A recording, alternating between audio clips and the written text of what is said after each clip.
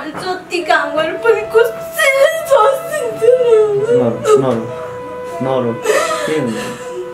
दाइले भन्नुभयो बरु सबै चारैजना भएर बिस पिएर बरु मरौँ भन्नुभयो क्या। अनि जब चारजना हो जता यता फर्किन् चारजना उता फर्किन् चारजना खानु त सबैजना भएर बिस पिएम भनेर भने। अनि एकदम रुनु मन लाग्यो मलाई नानी त्यस्तो हुन्छ अर्जुनले नि मैले दिइहाल्छु नि भनेर भन्यो। काठमाडौँ जस्तो ठाउँमा जब त पाउँदिनँ नि मैले नि भने जस्तो ठाउँमा त मैले असम्म दाइ रहेको देखेको थिइनँ। अस्ति रुनुभयो त्यसो भन्दा त अनि हामीलाई रुनु मन लागिहाल्छ नि। अनि 10मा पढ्दै थिएँ अनि ट्युसनको फिस पनि मैले सरलाई दाइ यस्तो यस्तो अवस्थाको छ सर म दिन सक्दिनँ भनेर सरले मिलाइदिनु भयो। किनकि मेरो ट्यालेन्ट पनि छ अलिअलि म्याथमा ट्यालेन्ट नै थियो। अनि सरले अनि टचर याद कुदै गर्नुभयो। अनि एक्कासी दाइ पनि रुनुभयो। अनि मलाई मुटु नै भक्कानेर आयो क्या। अनि दाइले भन्नुभयो बरु सबै चारैजना भएर बिस पिएर बरु मरौँ भन्नुभयो क्या। अनि मलाई एकदम रुन मन लाग्यो। अनि खानु त सबैजना भएर बिस पिएम भनेर भने। अनि एकदम रुन मन लाग्यो मलाई नानी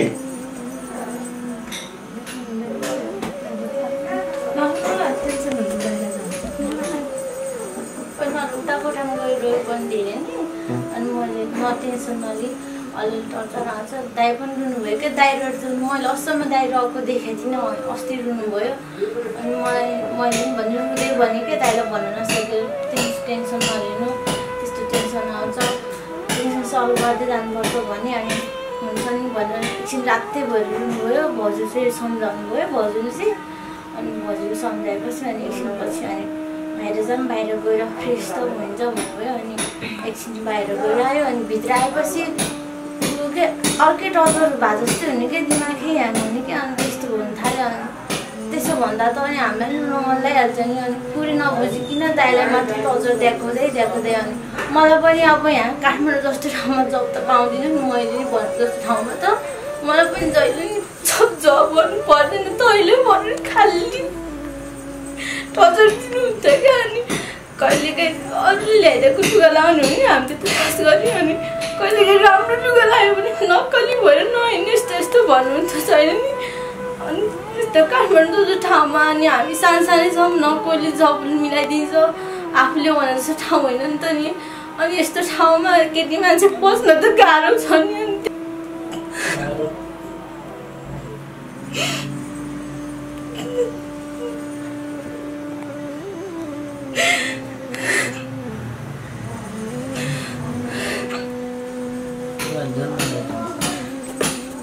अनि दाइले बेला टेन्सन नलियो जब त पाउँदैन। अब पछि लकडाउन खोलेपछि अलिअलि जब गर्न आउने कलेज जाँदै भन्नुभयो। अनि त्यो अरू केही याद आउँदैन खालि जब गर्नु पर्दैन। अलिअलि अरू मान्छेहरू टिकटक बनाइदिएर हामीलाई पनि के गरौँ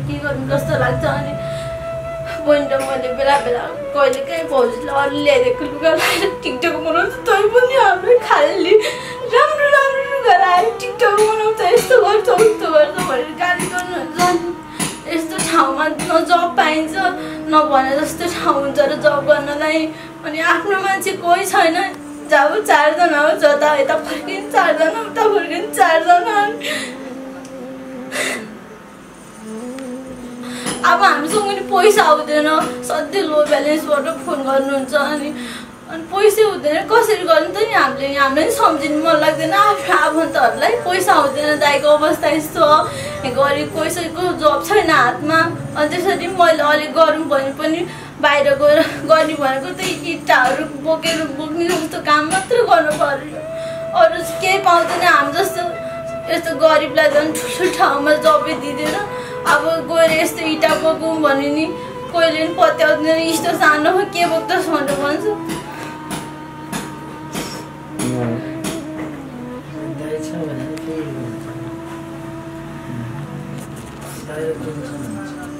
दाइले नै अस्ति नै फोन गरेर भन्नुभयो बहिनीले काम गरेको कसैले पनि जस्दिनँ भनेर।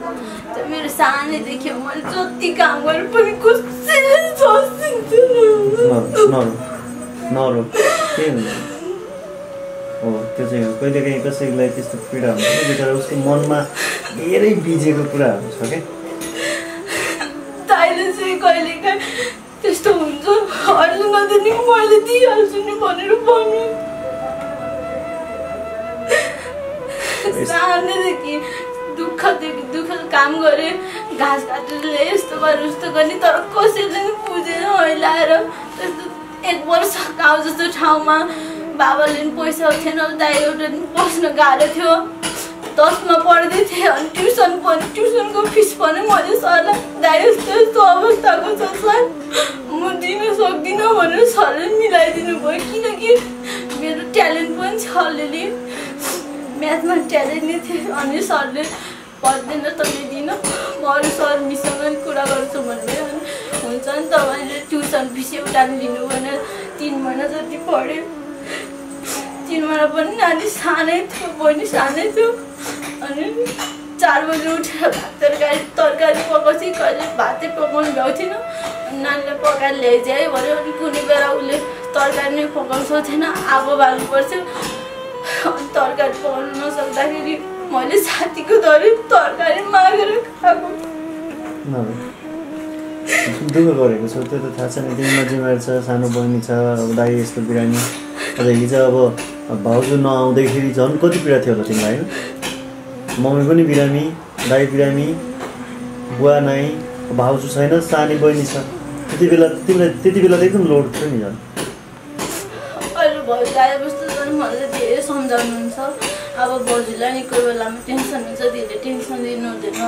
दाइले यस्तो भइरहन्छ भनेर हामीलाई नि सम्झाउनुहुन्छ भाउजूलाई नि सम्झाउनुहुन्छ हामीलाई दाइले भन्नुहुन्छ गलत बाटोमा हिँड्नुहुन्न म तिमीहरूलाई जे भनेको त्यही गरिदिन्छु राम्रोसँग पढ भन्नुहुन्छ अनि हामीले हुन्छ भन्छौँ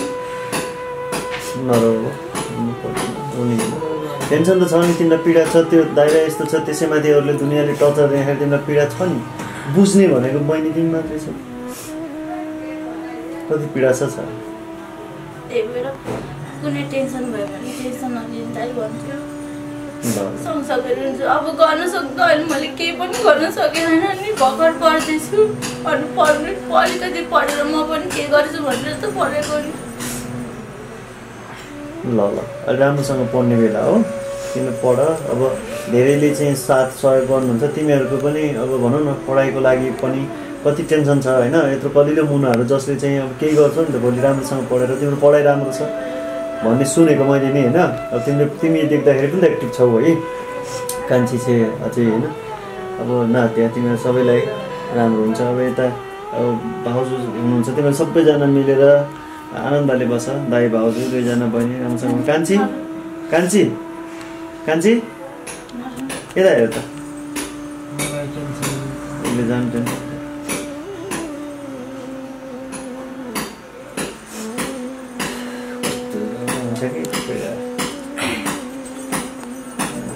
अवस्था भइदिनु गरिहाल्छ तपाईँ टेन्सन नहुनु नि हामीलाई पनि टेन्सन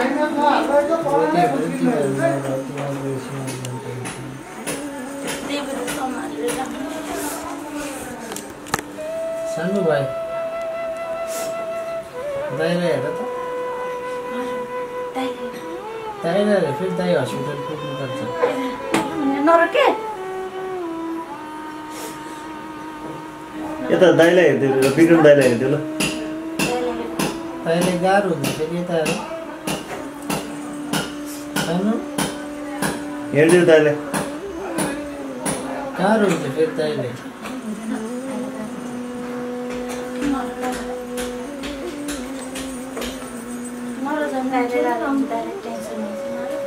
सानी छ अब दाइको माया लाग्छ भने हेर लाग्दैन भने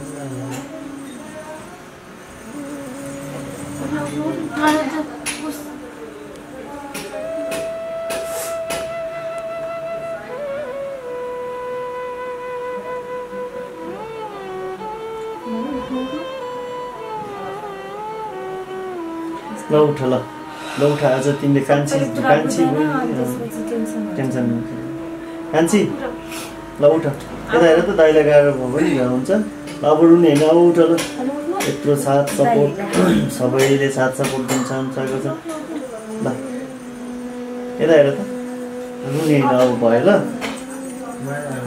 भयो ल ठिक भयो ल टेन्सन लिनु ताईको मुख हेर नि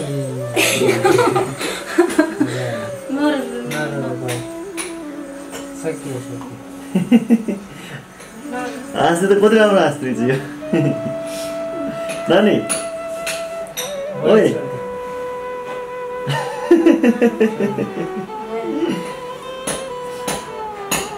ल नरो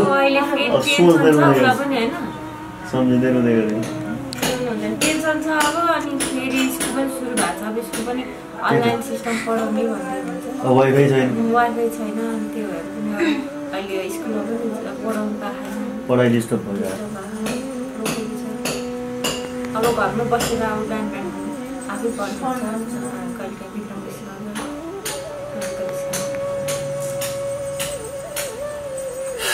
अब आफ्नैले बुझ्दैनन् के कुराहरू चाहिँ मलाई पनि अस्ति नै त्यो त्यस्तो याददान भन्ने चाहिँ रहर चाहिँ थिएन होइन जब म माथिबाट आएँ नि अनि त्यसपछि विक्रमको अनुहार हेरेँ एकदमै रातो भइसक्यो उसलाई गाह्रो भएन त्यसपछि मैले त्यो अब भन्ने बात त्यति नै भयो कि एकदम टेन्सन हुन्छ नि त यस्तो हालतमा अनि त्यस्तो दुखेको बेला टेन्सन हुन्छ नि त अनि अब नभनौँ भन्यो भने अब भन्ने बाध्य चाहिँ भयो अनि भन्दैमा चाहिँ सकिन्छ त्यस्तो टेन्सनहरू चाहिँ त भन्नु नै पर्ने रहेछ टेन्सन क्या हुँदैन अब आनन्द तिमीहरू मैले त के हुन्छ होइन मेरो भाइ बुहारी होइन बहिनीहरू मैले एकदम आफ्नो सम्झेको छु नि त तिमीहरू खुसी भएर बस्छ होइन तिमीहरूलाई प्रब्लम भयो हुन्छ नि त केही समस्या भएर म यहाँ भएछ भनिरहेको छु त म यहाँ भएँ भने त म त मरेर नै आउँछु कि म एम्बुलेन्स लिएर हस्पिटल पुगेको मान्छे त म आएन म हेरेन्सिटी भनेको म सक्नेसम्म त आउँछु कि भुकै बस्नु अथवा त्यस्तो प्रब्लम हुँदैन तिम्रो पढाइ डिस्टर्ब भएको छ भने वाइफाई जोड्नको लागि होइन पढ्ने होला बरु हामीले चाहिँ रिक्वेस्ट गर्ने त होइन अपिल गरौँला होइन अब धेरैले साथ दिइरहनु भएको छ कतिपय आमा दाजुभाइ तिमीले विदेशबाट नै होइन त्यस कारणले गर्दाखेरि चाहिँ फोन गर्नुहुन्छ कुरा गर्नुहुन्छ मलाई लाग्छ होइन साथ पाइन्छ टेन्सन लिएर राम्रोसँग पढ बरु पढाइ नबिगाएर होइन फर्स्ट प्रायोरिटी चाहिँ पढाइलाई दिने तिमीलाई नै अब त्यही हो कि मलाई नि जस्तो अब जब लगाइदिनु भन्दा अब कहाँ लगाइदिने क्या 11मा पढेको छ अब कहाँ लगाइदिने त नि जब 11मा पढेको मान्छेलाई गिटी फोर्नु जा भन्नु इटा हान्न जा भन्नु अब कहाँ के गर्ने भन्ने कुरा प्रब्लम हुन्छ होइन त्यही भएर अब फेरि अब 10:30 बजीसम्म क्लास हुन्छ होइन अनि त्यसपछि घर आउनु पर्यो खाना पर्यो घर आउनु पर्यो 11 बज्यो खानु पर्यो अनि त्यसपछि अब क्लासमा त खेल्न आएको होइन त दिमागमा त प्रेसर त त्यो पनि लोड हो नि त अनि आयो एकछिन रेस्ट गऱ्यो अनि 1 वर्ष कति बेला गर्ने जागिर होइन समस्या छ त्यो पनि हो तर चाहिँ जागिरको अलि पछि जस्तो जागिर त गर्न सकिन्छ अब 12 क्लियर भइसकेपछि चाहिँ ब्याचलरमा गइसकेपछि चाहिँ जागिर गर्न सक्ने हुन्छ होइन आफू पनि अलिक परिपक्व भइन्छ यता फुच्ची सानी छ अब अनि अब सानै छ काठमाडौँको ठाउँमा अब गाउँघर त होइन काम भन्ने बित्तिकै बारीमा अब हुन्छ नि कतिर त अब बारी खेतखातीमा पनि काम हुन्छ त्यो त काठमाडौँ हो नि त अनि एउटा छोरी चेली छ त्यो पनि काठमाडौँ जस्तो ठाउँमा काम गर्नु जानु अब बच्चा काम छैन अब ठुलो मान्छेले काम गर्नु भने ठुलो मान्छे छैन ठुलो मान्छे भनेको विक्रम र म मात्रै अब हामी अब हिँड्न सक्दैन उसलाई लिएर अब म जाउँ भने पनि मलाई पनि थाहा छैन अनि बुझ्दैन नि के अब हुन्छ नि अब मलाई लुगाहरू काम गर्नु रहर हुन्छ नि आफू कमाम आफूले के गरौँ भन्ने रहर सबैलाई हुन्छ आफू अहिले अलिक सानो अलिक गरौँ भनेर नि कता जान्छ नि खोज्नु अब भाउजू पनि दाइलाई हेर्नु परिहाल्यो अब भाउजू पनि भर्खर काठमाडौँ आउनु भएको भाउजूलाई केही छैन काठमाडौँको बारेमा हामी चाहिँ भर्खर के छ टाइम पास गर्नलाई टिकटक बनायो भने पनि यस्तो बनायो हाँस्नु त पर्यो नि त त्यो हाँस्नै नपाउने खुसी हुनै नपाउने त हुँदैन नि त खुसी उनीहरूले चाहिँ अब के उनीहरूको लागि चाहिँ हामी दुःखी भएर बस्नुपर्ने अनि त्यो अब बिरामी छ भन्दै अब हामी उ छ भन्दैमा थोत्रे लुगा लाएर बस्नुपर्ने अरे अरू लाग्दो लुगा पनि लाएर त्यो नयाँ लुगा लाएर पनि हिँड्नु नहुने अरे झ्यालक झिलिक बनाएर नबस् नक्कली बनाएर नबस् त्यहाँ त्यस्तो भन्नु अब मलाई कतिजनाले लुगाहरू ल्याइदिनु भएको छैन अनि अब मेरो त्यही लुगा पिटा बहिनीहरूले लाउनुहुन्छ है अनि टिका घरको बनाउनुहुन्छ गाउँघरको मान्छे चाहिँ यस्तो उस्तो बनेर बस्यो नक्कल पार्ने नक्कली बनाएर बस्ने